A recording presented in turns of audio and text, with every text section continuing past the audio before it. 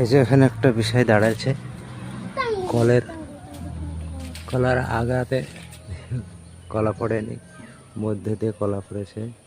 এই কলাটাকে কি কলা বলে? পাঞ্জিরা কলা বলছে।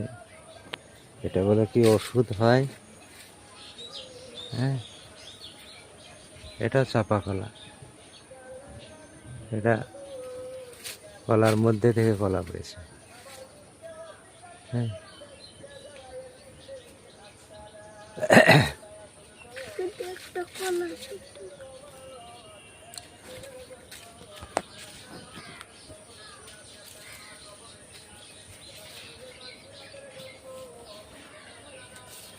কলার ওষুধ হবে কিনা তাই শোনা যায়।